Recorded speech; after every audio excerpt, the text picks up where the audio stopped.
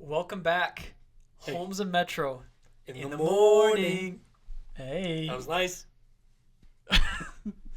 we're excited. We're excited to be back here with you, discuss some of our favorite stuff. So, this is the Holmes Metro podcast. Slightly different from our other 21st hour, but go follow along there too if you want. Yeah, if you don't know, if this is your first episode seeing us, we are really excited about what we're doing. But go check out our first video.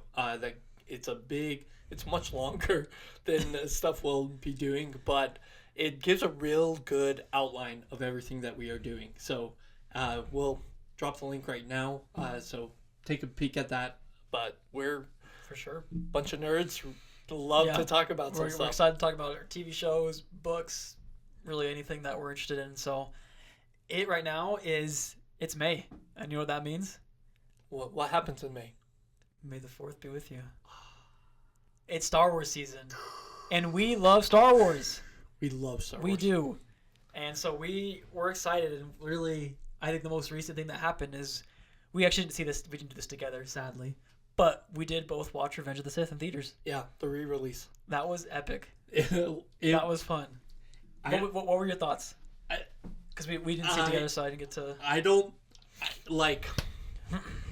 So, I remember 20 years ago.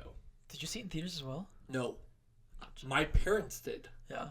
They came home and they, told me that I wasn't allowed to watch Revenge of the Sith in theaters. Yeah. I was a 10-year-old kid. I can get it. There's some graphic stuff. There are too many of them. What are we going to do? But I was devastated. I was devastated. I want to see this. I did. And, I felt betrayed by my father figure, Obi-Wan Kenobi / father. Anyways, because, one of the greatest pastimes that I have growing up was watching Star Wars with my dad. And I think a lot of guys have that, and a lot of girls do as well. And so being able to watch it now in theaters was like a 20-year, that 10-year-old boy in me, was so excited, and it was fulfilling dreams that I didn't know I had for 20 years. It was the music, listening to John Williams in theater. I haven't seen any Star Wars movie in theaters except this one. Besides the sequels or Solo, but those original 6. Actually, I might be the same. Yeah, so I was too young, so it was so cool. It was amazing. I might have seen Revenge with some friend, my brother and maybe his friend. Maybe me and my brother were talking about it and we were trying to remember, but again, I was still very young, and so it's just not quite there. But this was the perfect thing for a re-release. They knew exactly the fandom, the age they would be in. So I think many of us. The movie poster, did you see that? Yes, they were cooking. Oh my gosh, it looked really good. No, we'll have to get my brother on here sometime. But one of his takes was Revenge of the Sith might be John Williams' best work. Wow. And I was like, whoa. I don't know if it was his best Star Wars or his best in general, but it was just he was saying it's up there, and I was like, yeah, it's good. It captures the epic. It captures the tragedy. Some of my favorite tracks are just from that. Yeah. And yeah, like I said, you're big into music too. I'm a big movie soundtrack guy. If anyone knows me, that's majority what I listen to. So, but yeah, no, it was. I echo everything else. Those big scenes hit so good, and I was surprised the CGI and special effects hold up really well. They do. I love that first space battle. Obviously, majority of it's not live action. Yeah. Not Christopher Nolan over here. But it was so good to see that. It was, the Battle of Mustafar, Order 66, they nailed it. I was like, dang, this is so good. Well, and slight spoiler, What do you spoil? That Holmes is 20 years old. Opening scene before the movie began with Hayden. Mm-hmm. That was nice. It was good. I turned to our guy in the chair, and I said it at the same time as Hayden when he's like, "This is where the fun begins." And I got chills. I watched it with my cousins, and we had a big. Well, it was cousins plus friends and stuff, and so they were buying the tickets, and they had sent a group chat, and it was all these quotes. He was like, "This is where the fun begins. Yeah. Get your ticket now." And so it's fun to again, will it? I'm gonna go back to quick, just like as far as theater experience. Will it top Endgame? Probably not. I don't know if anything ever will. But it's so fun to get those event feels like that. Totally. And that's what I think they captured, and that's why it's like it's fun to go see it with your boys, with your friends in theaters. So yeah, I was pleasantly surprised. Is it your favorite Star Wars movie? I think so. I think still it's my favorite. I saw a interview with Freddie Prinze Jr., who is in Rebels.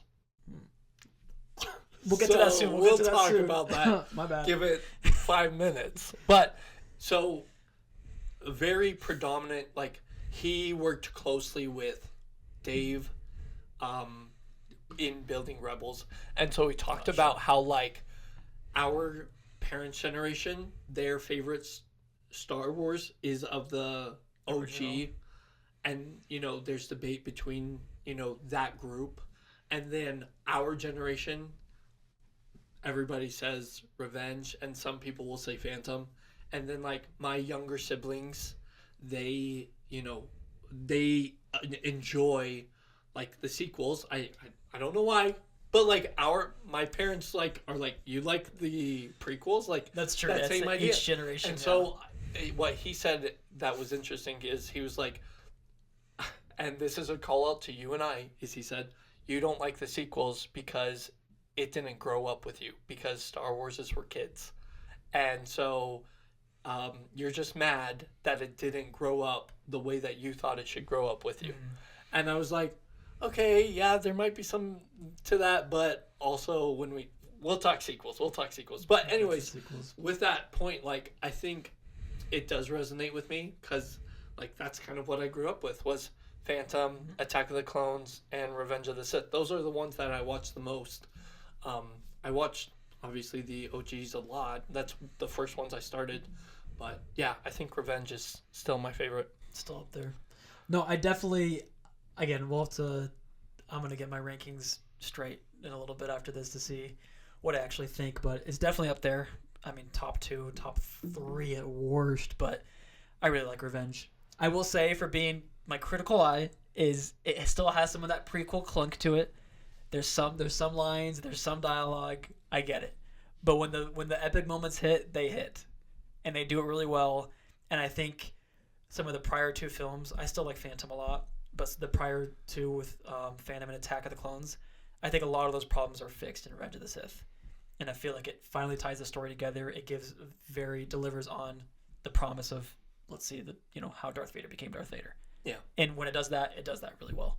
And so it hits the most important things, and so I'm fine with some of the other things where I'm like, yeah, it feels that same, choppy dialogue, but it was still so fun. But the moment the helmet goes on, it's so good. And the mask is coming towards him, and it's the red, and then you first hear the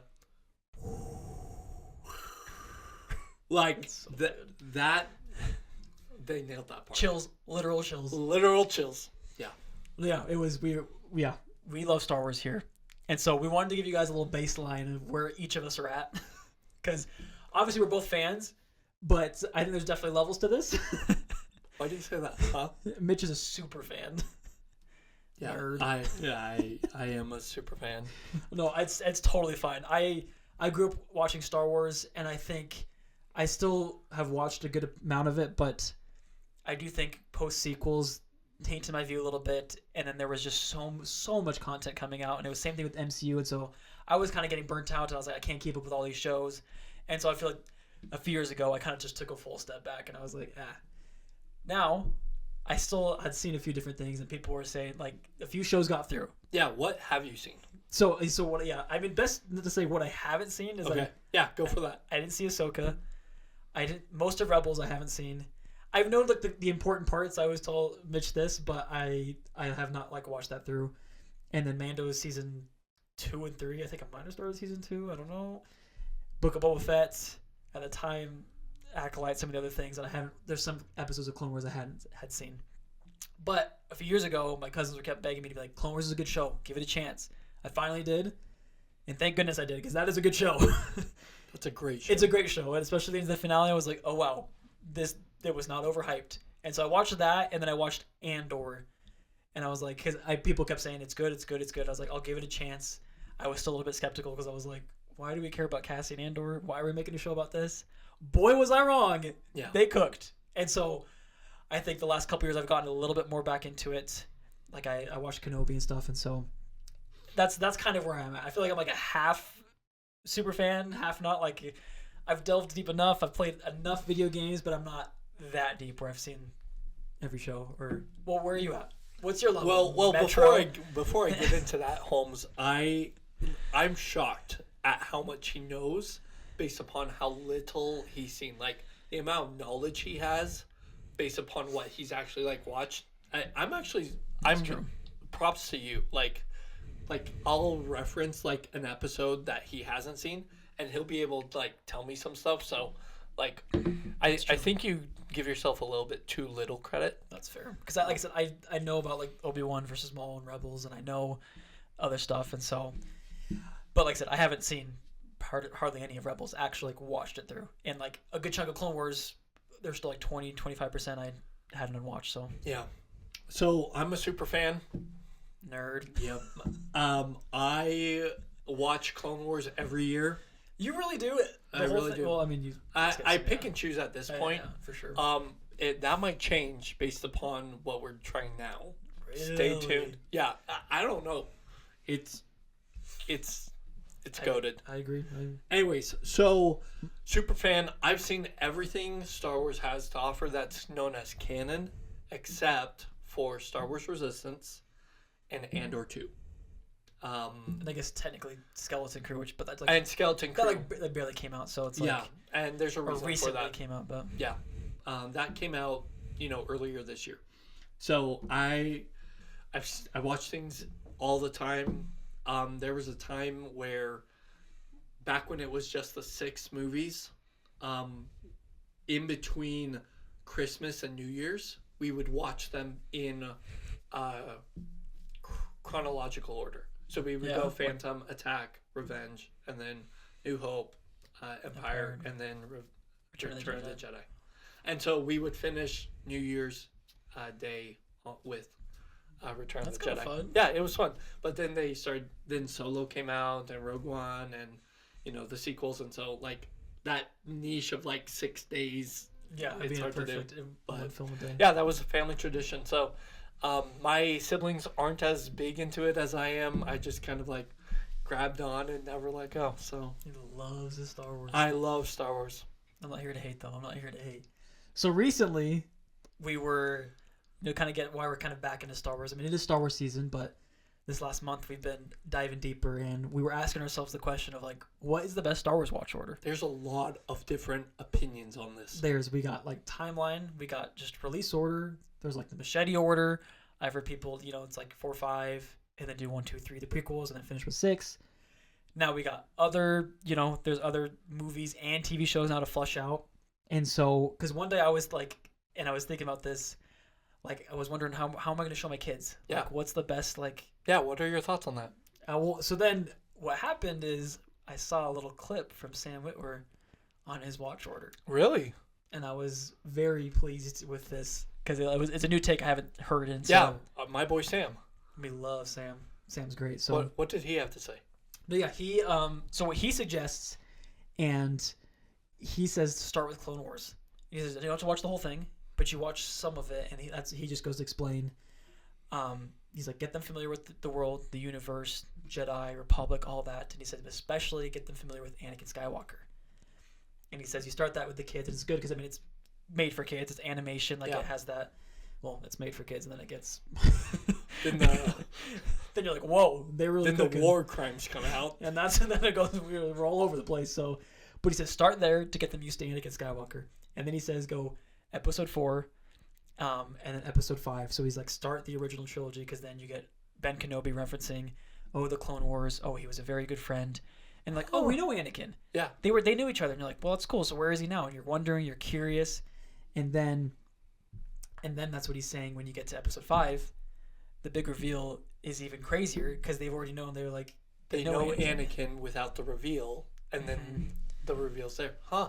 Because then they were like, that's what happened. Oh, because I guess Ben tells him that Vader killed his father. Yes. Yeah. So then you go like, that's what he's saying. So he's like, they're familiar with him. They root for him. Like, oh, we like Anakin. He's a fun guy. He's great stuff. Obviously, don't show him like, the end of Clone Wars and stuff. But then you get to that point. You're like, oh wait, Vader killed him. We're like, that sucks. We liked Anakin. And then you're like, wait, Vader is him. Yeah. And then that's why that reveals even crazier. And then he says, go back, watch the prequels, get the full backstory. You're like, oh, that's who Vader is. And then you get the sixth, his final redemption, and that like nice little, That's nice. The chosen one. So I was like, that's a unique take. That's a unique take. It's fun to just throw a little bit of Clone Wars in there. Yeah. And obviously Sam Witwer worked a lot on that project, and so he's and it's great stuff. And so that could be a good order for like showing. I think my kids who are will have no knowledge of Star Wars, obviously, so I'm curious. I'm curious if that's a really good order. But well, as you talk about order, like Order 66. Order 66. One of my friends has never seen Clone Wars, and I remember talking. We were having this conversation with him about like how can we get people into Clone Wars, because the Clone Wars is a little clunky at the beginning. Like that first episode, Yoda versus Asajj, and you're just kind of thrown into Toydaria. It's like context as much. No context really, and you go from like Attack of the Clones right into that. Like the watch order is really weird, and it's all over the place. And even like when you go onto Disney Plus and do like their chronological order, it's still pretty clunky. And I always compare it to like the same thing as like Avatar: The Last Airbender, where I'm like, I think most people agree book one is mostly the weakest. But it's like you can tell they're finding their footing. It's still a little more kind of feels animated, made for kids. But then they obviously grow into this amazing story, and you're like, wow, they cooked. Yeah. And I feel like it's very similar with like, I think the first 2, even 3 seasons still have a lot of good arcs in there. But you can see some of those arcs. You're like, yeah, like it feels very for kids. But then you start getting 4, 5, 6. You're like, oh yeah, this is getting good. They're connecting more. They're better told. Animation's better. It's a little darker, a little grittier. And so I always tell people that. I'm like, compare it to that. Give it a chance. But what if you went the desert, like in the watch order, and then... I know, true. And then you... Like, Boy in the Iceberg. You're like, middle book 2 to book 1. And then you're like, what the heck is going on? And then the Ember Island players, like... Have a little bit of string together. You're sorting that out, like, I can definitely imagine.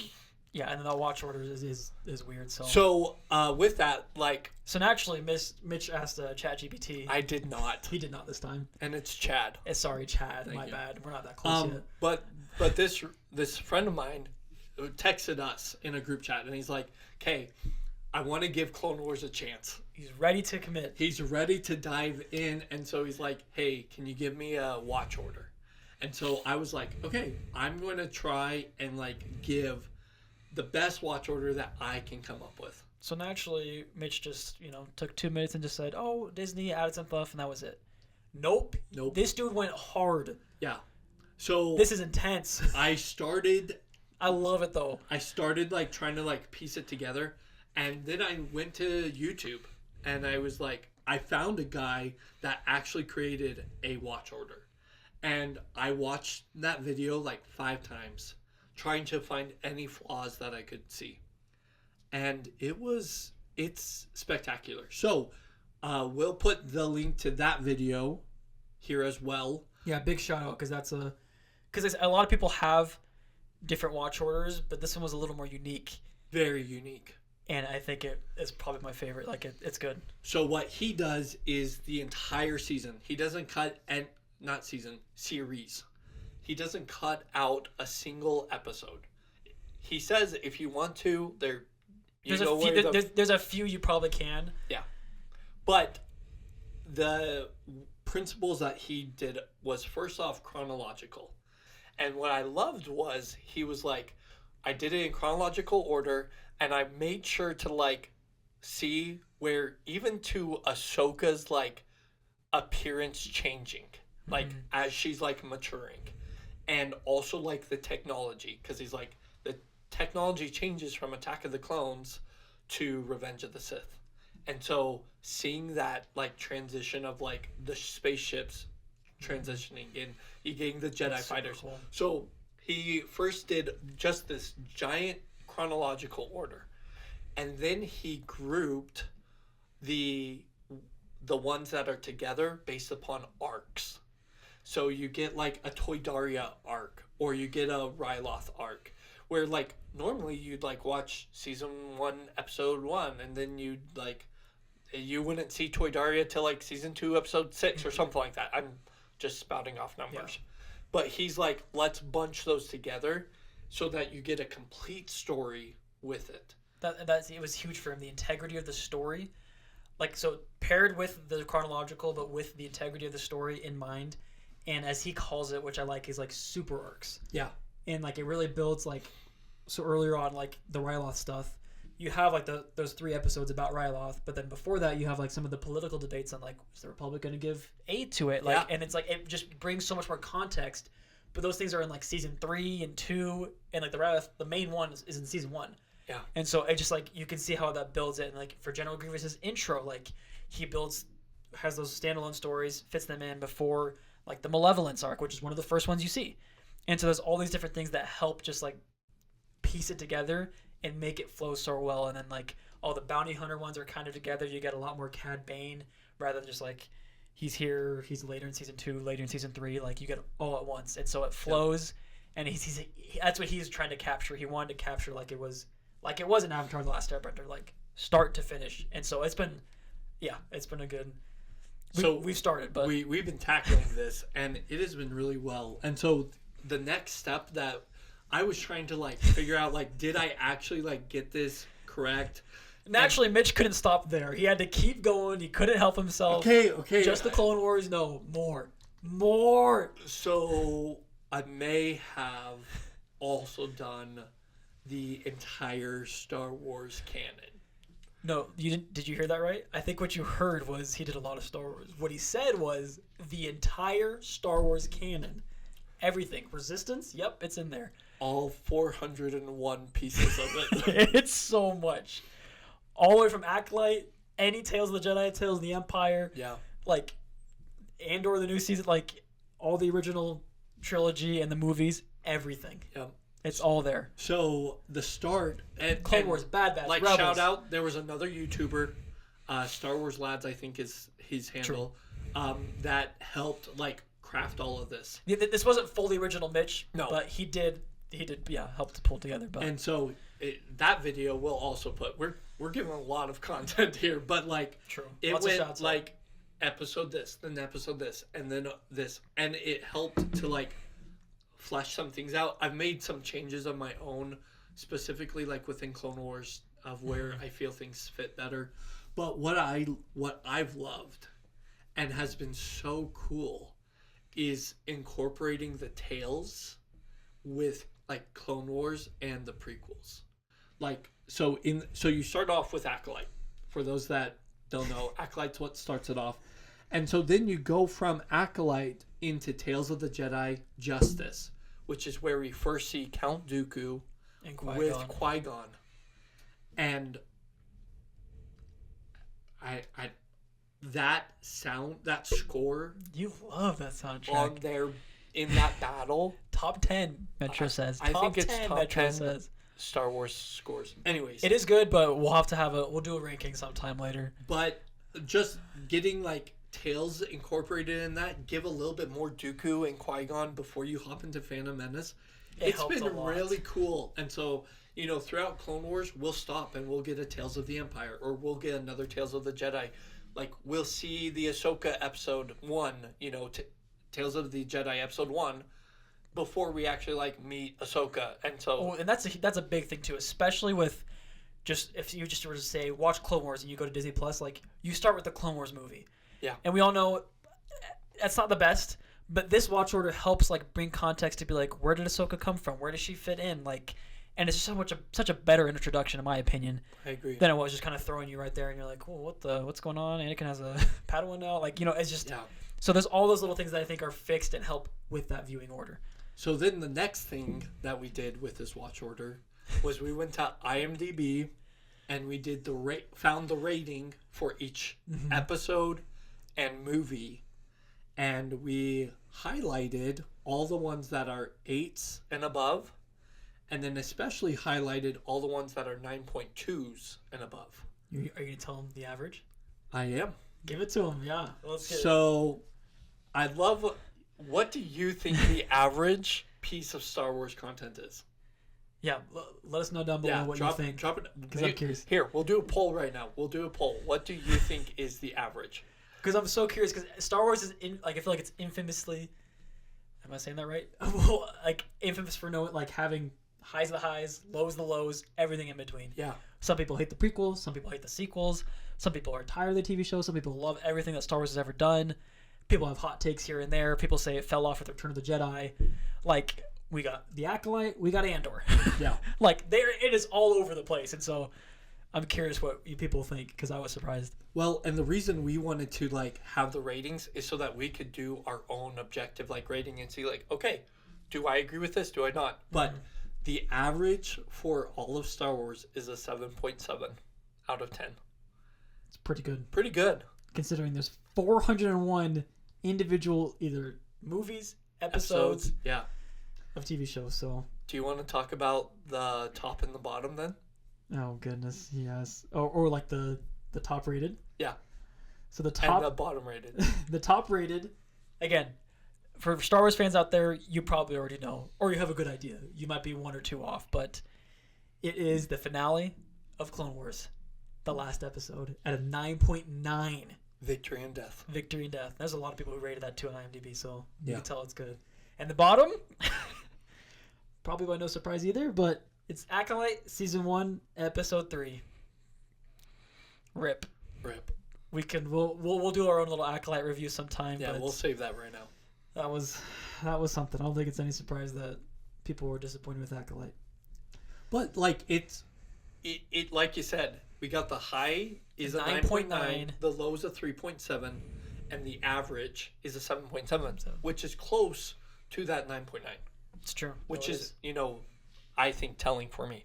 So I was impressed, because I do think there's a lot of room for error, and yeah, not every episode of Rebels and Clone Wars, as however good the shows are, is perfect or good. But I was impressed. Way to go, Star Wars. Yeah. So yeah, like I said, so we started this about a month ago, watching through. Yeah. And so it was kind of funny, because you do start with Acolyte, and like I said, we'll get into that later. But that's what I call the buy-in. I'm like, if you're serious enough to watch Acolyte, you're serious enough to watch everything. And so we started there. But to echo Mitch, it had been a while since I've seen the prequels. I'll be honest. I had not seen Phantom or Attack of the Clones in years. But watching them after Tales, watching them with a little more I'm gonna go into this fresh eyes. Phantom Menace was 10 times better.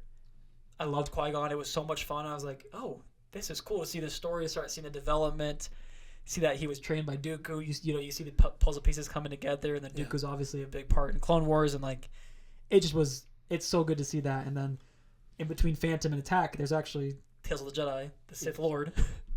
That's just such a cool thing to throw in the middle there, to be boom. So get a little yaddle.